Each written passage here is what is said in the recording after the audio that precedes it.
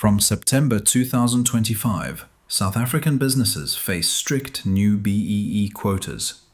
Some say this is the long-awaited tool to level the playing field, but others warn it could be economic suicide. In this video, we're cutting through the noise and showing you exactly why these new BEE laws could push South Africa to the edge of collapse. Let's start with the basics. What actually changed? Stricter quotas by industry. Businesses across mining, retail, manufacturing, and even services now face higher thresholds for black ownership and management. These aren't just guidelines anymore, they're mandatory targets with penalties for failure. Compliance rules tightened. Companies must file more detailed reports, meet annual verification checks, and risk losing government contracts or licenses if they fall short. The ICT exemption is gone. Previously, the fast-growing tech and startup sector had partial relief. Now, even small IT firms and app developers are bound by the full weight of BEE compliance. These aren't small adjustments. They are sweeping changes that touch every part of the economy, from mom-and-pop shops to multinational corporations. So what does this mean for the economy? Critics argue the fallout could be severe. First, small businesses will be hit hardest. The cost of legal advice, paperwork, and audits will skyrocket. For a large corporation, these are line items. For a corner bakery or a township builder, they can be the difference between staying open or shutting down. Second, hiring distortions. Instead of focusing purely on skills and productivity, businesses are forced to tick compliance boxes. That may look good on paper, but in practice it slows growth, reduces efficiency, and makes it harder for high-performing teams to compete globally. There's also a social backlash. White-owned small businesses and skilled professionals often feel locked out, not because they lack ability, but because the quotas weigh heavier on them. Critics argue this isn't empowerment, it's reverse discrimination, and it risks deepening social divides instead of healing them.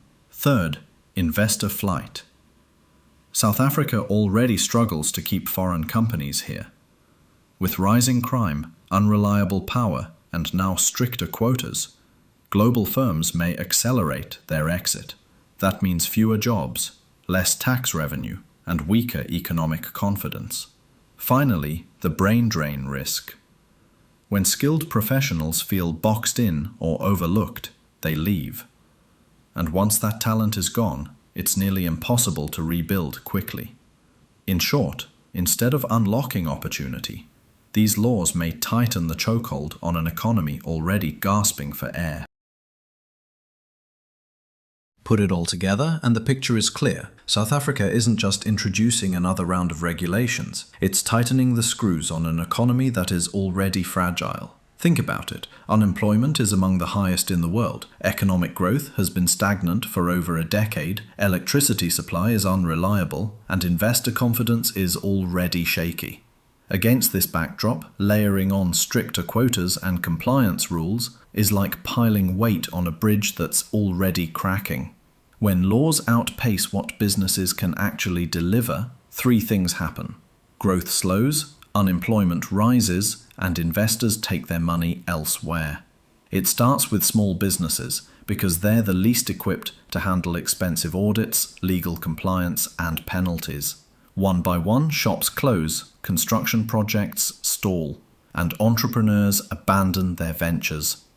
Next, the hiring market becomes distorted. When compliance targets matter more than productivity, merit takes a back seat.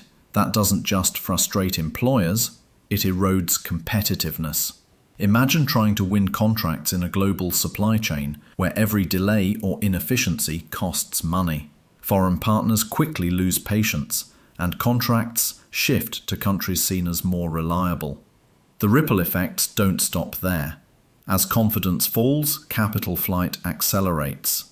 Investors who once saw South Africa as a gateway to Africa redirect their funds to Kenya, Nigeria, or even further abroad.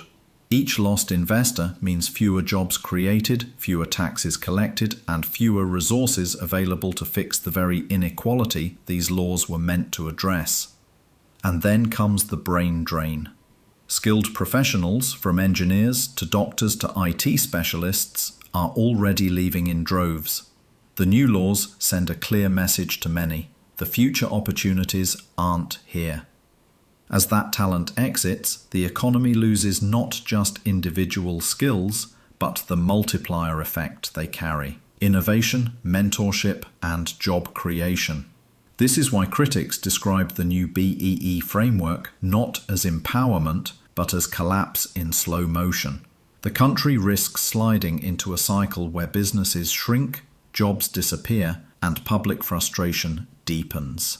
Instead of closing the gap between rich and poor, the policies may widen it, because those with the means will simply relocate, while the rest are left behind. So here's the question. Are these laws bold steps toward justice, or are they the final nail in the coffin for South Africa's fragile economy? Will they create new opportunities for the many, or choke the very businesses that could have provided them? This isn't just theory. It's about whether people will have jobs tomorrow, whether investors will keep faith in the country, and whether the next generation will see a future worth staying for. What do you think? Will these laws fix inequality, or push South Africa toward collapse? Let us know in the comments, because this is one debate the country can't afford to ignore. At Economic Indicators, we do not wait for the economy to change. We outsmart it.